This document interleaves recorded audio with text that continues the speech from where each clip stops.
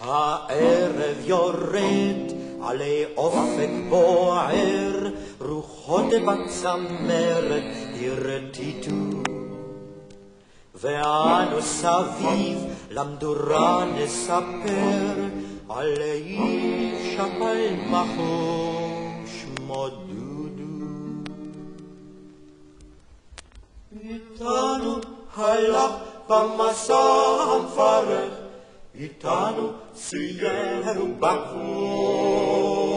בקומביץ היה מזמר ועוד איך, איתנו שכב מן הלוב. הגישו פינג'אן והגידו, היש עוד פלמחניק כמו דודו.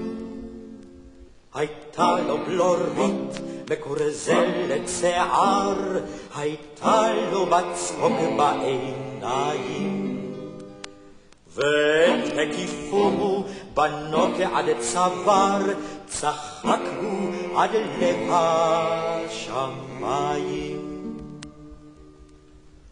אך להורדה מן הלב לא יחלוף, את עוגן בחושך הרעד, וילד נסע מן הים אל החוף, ליטפת לחיו ושתה.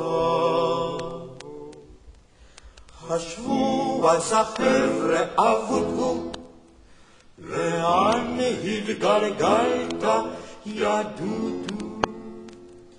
והנה הזץ בא בערב אחד, זרח ירח של קיץ, ודודו חיבק את הסטן שביד, וחרש יצאנו בליל.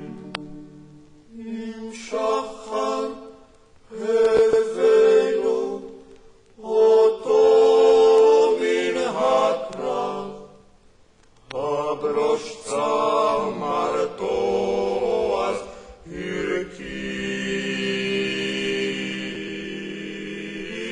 רק מי ששיקם את הטוב ברעיו, אותנו יוכל להביא. רעי נא אמרו והגידו, העוד מחייך הוא שם.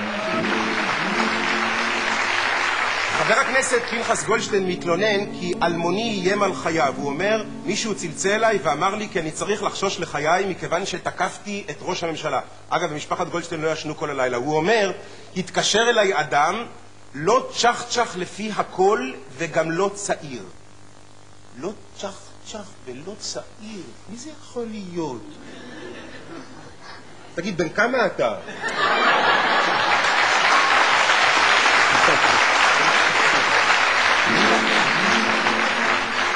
טוב רבותיי, הרב פרץ מתנגד בשעון קיץ. הוא אומר, השיקולים שלי ממלכתיים.